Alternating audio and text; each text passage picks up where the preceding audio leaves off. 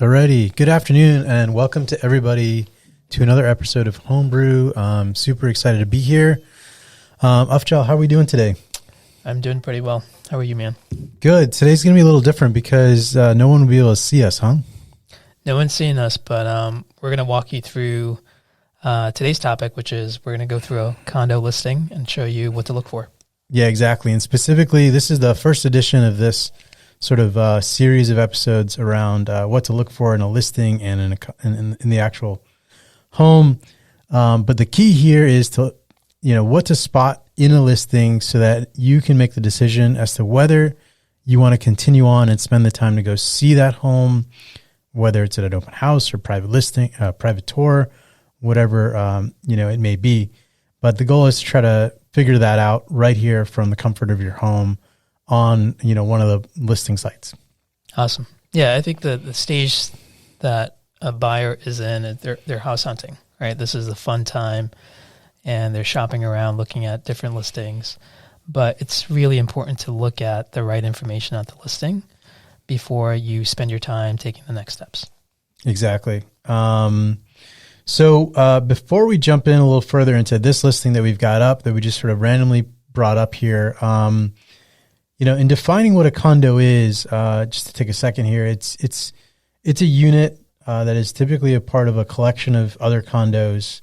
It could be as many as one other condo. So there's two condos up to hundreds of condos in an association or series of buildings. And, there's trustees who run this association or condo association. They make decisions together. They're owners in the buildings. And there are common costs that come with, that condominium building. So like a roof, for example, is probably a common cost. If you live in one unit and somebody else lives in another, you share a roof. And so that's those common costs are paid through what's called HOA dues. We'll see that in a bit. And really the reason condos came about was sometime a while ago, the cost of owning just a single family outright was just too high. And so eventually, the country and states within, formed a new class of assets called condos, where people were basically able to slice, existing entities into units and bring down the cost of ownership, the purchase price, for example. They did this quite a bit in the brownstone buildings in Boston, for example, where they were all single families, and now they're like 3 or 4 condos in one building. And so they made it more affordable. And so, while 720 is maybe not super affordable for everybody, it's much less than what a single family in this part of Somerville, might have been today. All right. So that's a little bit about condos. Let's jump in and let's talk about this sweet place at 33 Summer Street, Unit 6 in Somerville. Where do we begin? Did you know I used to live in Somerville? No, I didn't know that. Yeah, I went to high school there. Lived there for a couple of years. That's right. Yeah, great place. This is like your stomping ground. Did you live near this area? This is Union Square, I believe. Not too far from it. Okay. I actually lived around the corner from this location because I can see my street here, Quincy Street, for like 3 or 4 years with some good buddies. Nice. So I know this area, actually. Awesome. So we've got Zillow pulled up here. We've also got Redfin pulled up. And we've got Google Maps pulled up. And then I've got sort of our MLS listing pulled up on this side. But you can really choose Zillow or Redfin, whatever is easiest for you. And the goal here is to kind of go through, get a quick lay of the land if you haven't already, understand what's on these listings. Sort of there's photos, there's an overview, there are facts about the unit itself, there's a location map, and there's information about, potential cost to carry this home, monthly costs and things like that. And the same thing exists in Zillow. It's almost identically the same information, just so you know. All right. They all pull this information from MLS, which this information is put in by the listing agent of this home. And the listing agent is someone that the seller hires in today's world to sell this property, and they are fiduciarily trying to support their seller and get their seller the best price given the situation of what the seller wants. Right. So the important note here is that the seller is trying to sell this home, right? So they're gonna juice it up and make it look pretty. The photos may look nice, the details may look nice, but that's take it with a grain of salt. Look at the details. There's important information, helpful information there, but when you do take the next step, you can get deeper into more of the diligence that you need to do to understand the property. Exactly. Start at the top and work your way in. So really the first thing that I would do, as much as I'd love to jump into the photos, and most people probably will just by, getting that dopamine kick and like being able to see what this home looks like, which I get it. I love it. I would stress that you try to take a moment to quickly read, the overview. And I say this because there might be some showstoppers in there that you read that may lead you to think, hey, this isn't actually a good fit. So I'm just going to kind of highlight a few things about this. So it's a 3-bedroom, it's 3rd floor. So just know that there's some sort of elevator or walk-up situation. It's a penthouse condo. It is in Union Square. And so you want to look at the location eventually. It's south-facing, which is great because that usually means there's a lot of good sunlight. 10-foot ceilings, amazing. And a skylight, which we can already see here. It's got natural light, stunning views of Boston. They call out a couple of dates of things, which tells you that some things have been renovated, updated. Mm-hmm. Exactly. There is a combo washer and dryer, which means it's probably in one unit versus like 2 separate units that are stacked or something like that. And there's also common laundry in the building, probably in the basement. Yep. And extra storage. So as a condo owner, storage is always a great thing to have. Community roof deck, meaning is going to be a deck that's shared by the owners of the building or some number of owners of the building who have access to it. Composite decking and great for outdoor space and entertaining. 10 units in this building, and that's 7 are owner occupied, which is a great thing because whenever there's more owner occupied than not, means the building is probably generally better run because you have people that are living there and who own there. And so, people invest and keep an eye on, where they live. Plenty of exciting things nearby. Obviously, if you'll want to understand Union Square if this is an appealing space for you. But there are a number of great restaurants and coffee shops, and Market Basket is right there. It's a great grocery store. We used to get fried chicken there all the time.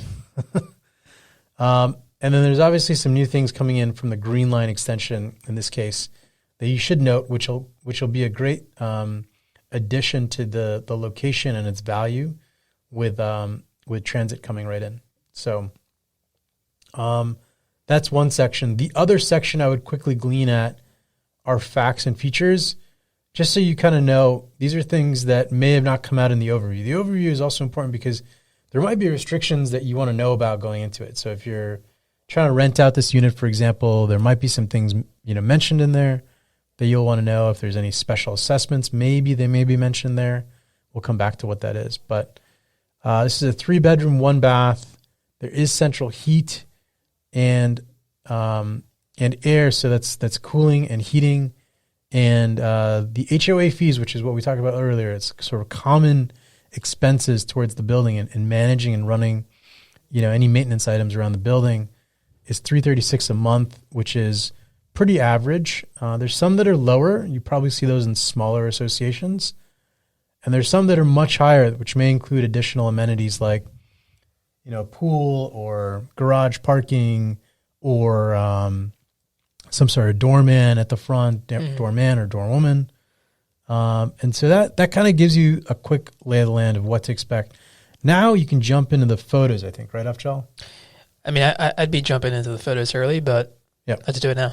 Okay, let's do it. So the photos, I mean, you should now have an idea after reading the overview as to what to expect to see in the photos, and you should be able to tie back to some of the things. So we'll quickly kind of walk through and just point out things that we see.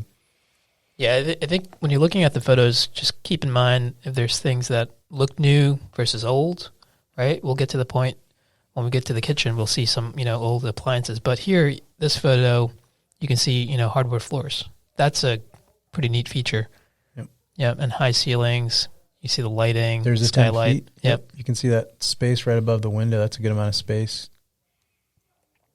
There's recessed lighting, as you said, a skylight. So you're probably going to get a good amount of sun on this top floor. And there's an open layout. You can kind of go from living to dining. And then you've got your central air vent up here. And pop through a couple of these photos. You can get a good sense of the layout here. Yeah, if there wasn't a floor plan, attached or shown somewhere, you can generally get a feel from these photos, kind of connecting the photos in your mind. Mm-hmm. So you got the kitchen, you got the dining area, you got the living room. You got enough space for like a 4 or 6 person dining space there. There's the kitchen. There's our first setting, the kitchen. So as you mentioned, slightly older kitchen, older cabinets, white, older appliances. These are probably functioning just fine, but they're not like the double door, French door, fridge you might see, or, slide in stove and things like that. Nothing wrong with these appliances, just something to note. If you're looking for a very particular feel, you'll want to see if it matches up here. Yeah. The other note, like when you do get to a point where you do actually go to the condo, you want to test these things. Yeah, exactly. Yeah. Absolutely. You should be able to run a number of these items at the condo if it's allowed. This is going to be your combo washer and dryer, so it's in your kitchen. So keep that in mind. If that's something you don't want, you'll want to, you still like the rest of the unit and things like that, you'll want to consider moving it. But then where? Where would you put it? Right. Do you keep it? There's laundry in the building, but removing laundry from your unit itself is probably not a good thing. Yeah. The other note is, like, you can always change the look and feel, right? You can't really change the layout, and if you did, it would be expensive.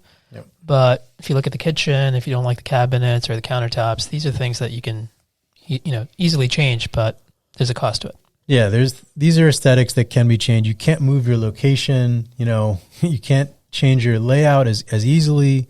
But yes, could you put in new counters? Could you put in new cabinets, as you mentioned? Totally agree. That is a thing that also adds value to your home and is a good investment, depending on what you're buying it for.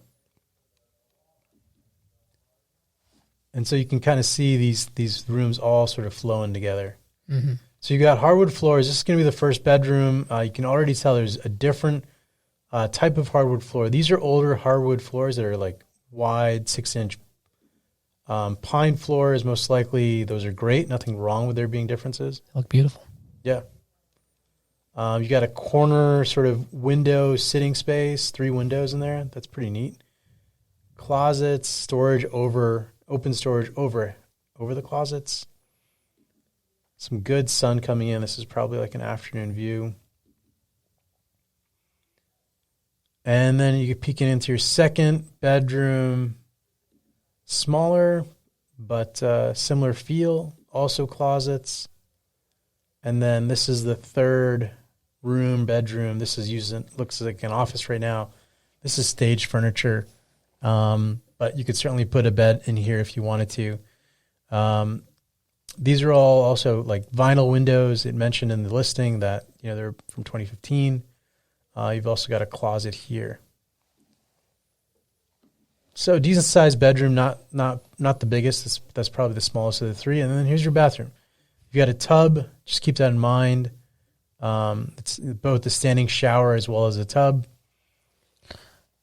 Yeah, I mean, overall, this condo, looks like a nice layout, clean, a lot of, lights, floors look good, bathroom looks good, things look functional. Yep, you got a pantry and then a second egress here. So I like the floor plan so far personally. Here is that community roof deck. There's probably a back door that leads up to this, is my early guess.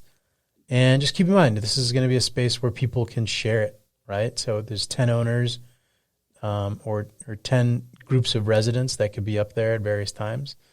This is the outside of the building. Great to have a picture like that. And this is why you're getting a lot of those neat angles, is probably because of this right here. Right.